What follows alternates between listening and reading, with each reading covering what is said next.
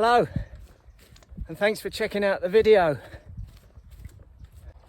Today I'm just trying to trace along a Roman road, and I started back in a small town where the road actually disappears under the tarmac macadam of the real road. You know, in the UK, a lot of roads, well, a few anyway, have been built on top of the ancient Roman roads. But then it comes off that, and it's a nice public footpath for a long way, until then it again seems to just disappear about 1.5 miles or 2 miles from an ancient Roman villa, which unfortunately is closed up this time of year. It closes in the winter.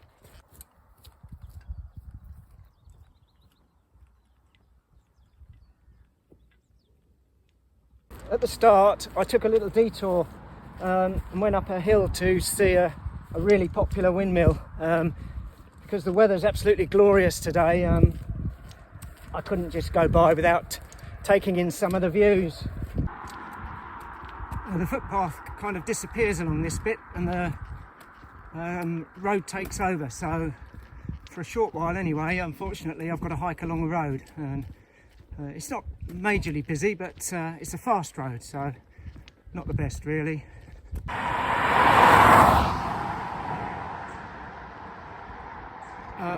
If I remember rightly, and with a bit of local knowledge, I can actually duck off the main road here, shoot up here for a quarter of a mile or so, and hopefully then head back down to the Roman road where it's once again become a footpath.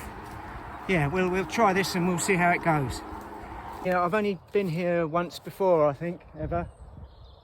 Yeah, we can head this way. It's not actually marked as any kind of footpath, but it's only a short hop across a meadow. Yeah, this is the bit now. This should get us back on track now. Hail Caesar.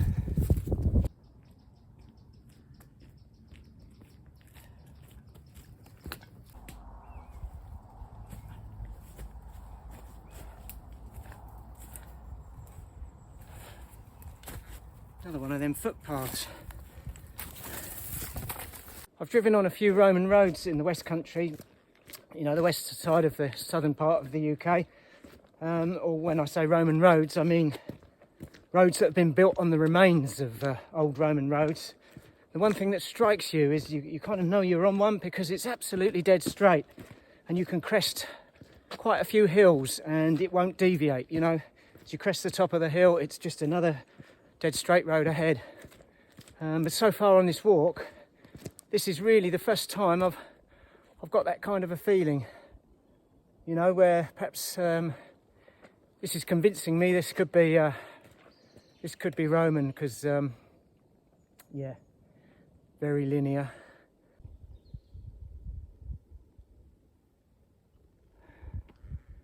Yeah, we just got a mile or two of this forest, and then it opens up again into open countryside with yeah, some more nice views hopefully.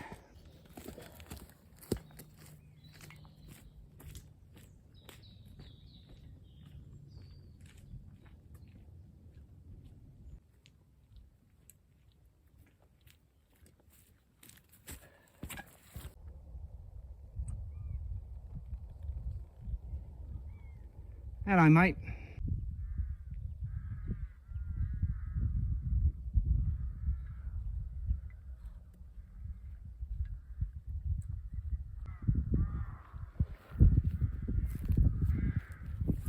Boom.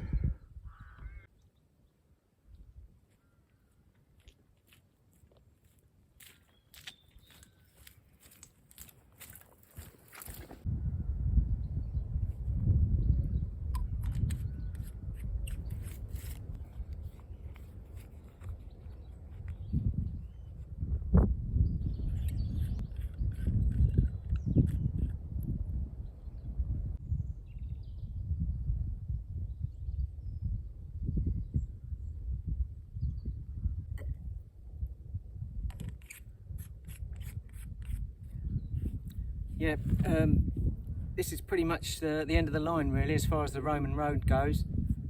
It looks straight, and there's another few hundred meters going that way, and then it comes to a car park, and then there's no sign of any continuation of it then. But interestingly enough, it's only another mile and a bit, maybe a mile and a half on from the end of it onto you know, quite a famous Roman villa in the area, but as I say, it's closed this time of year.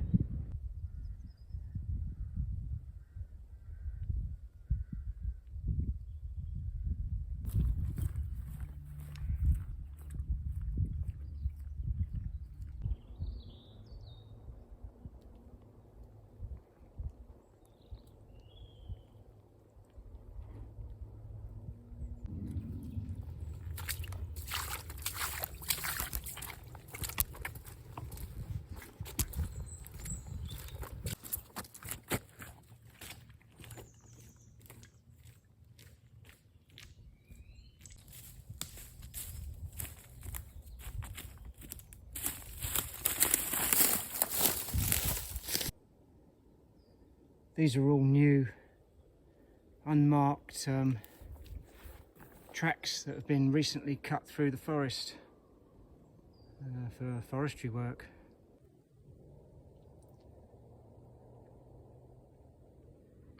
Yeah, they're quite severe.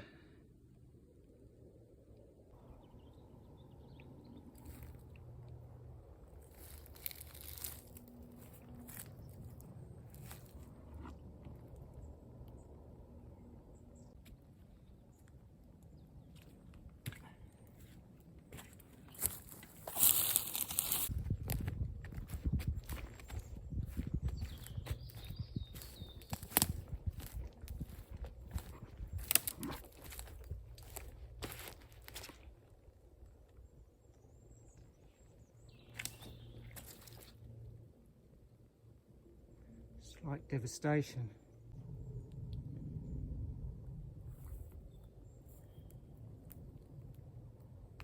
Some big old machines have been tearing through here.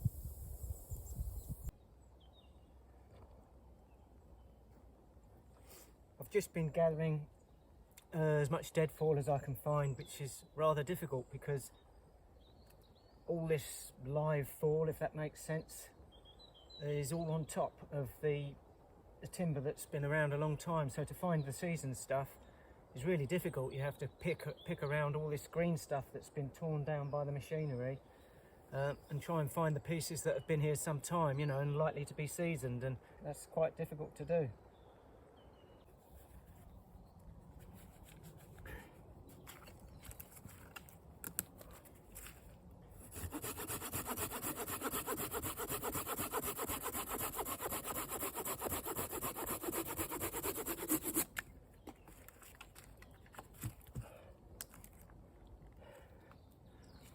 With this lovely clear day, as the night draws on, the temperature's going to drop down very quickly. This time of year, clear skies, it's just classic. And you know, it's predicted to get close to freezing, but I'm hopeful it might stay above freezing. You know, I need to get a reasonable stack of timber. You know, I can't really afford to run out during the night because, you know, my sleep system consists of basically a woolen army base layer, which I kind of use like a onesie. It's an all-in-one suit, woolen suit, and I'm sleeping on a sheepskin rug, and that's pretty much it. So yeah, I do rely on the fire totally to get me through the night, which makes for a disturbed night. But now that I've pulled the fire a little bit deeper into the shelter, if I can keep it going all night, I'm hopeful that the heat will distribute around the shelter and, you know, keep me reasonably warm. You just got to keep topping the fire up, so you're always going to get a disturbed night. But I always reckon, you know, most wild camping nights tend to be at least a little bit disturbed anyway.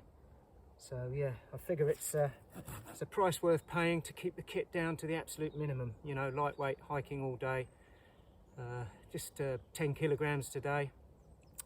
Wonderful, you know, you don't really know you've got it on. Well, you can feel it on your back, but it's not really a problem.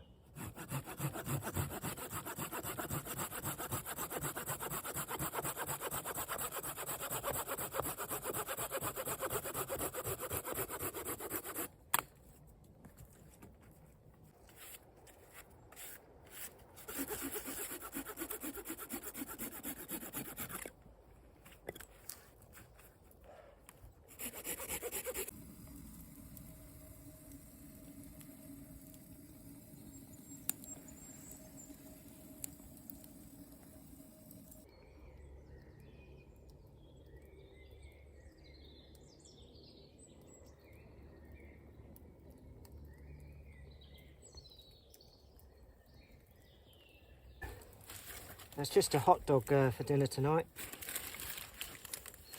I brought along some vegan sausages here. Carried them inside the cooking pot so that they didn't turn to mashed sausages. But I'm not sure how they'll fry up actually in that small pan. Some mushrooms and onions. I'm going to fry down some mushrooms and onions and put it in. Yeah, and some a bread roll in here actually. It survived the journey reasonably okay. Semi-flat bread roll.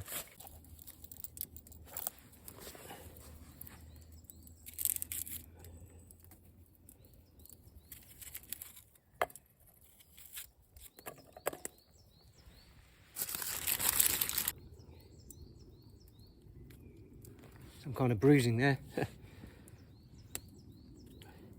Enjoying the other mushrooms in the wood.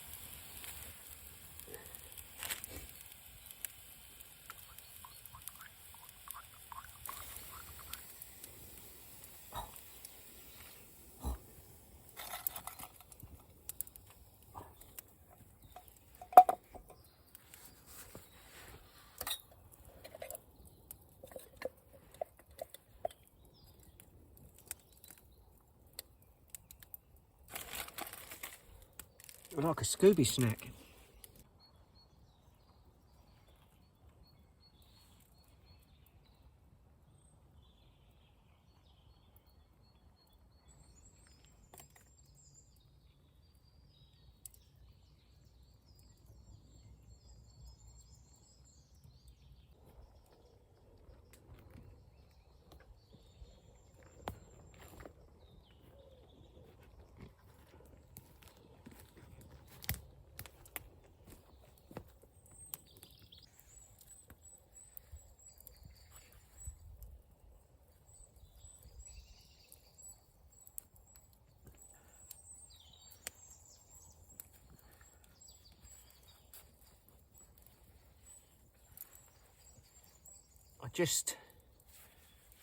They're knackered, but I just might be able to keep them out of landfill, maybe for one more trip. Yeah, I think their days are numbered though.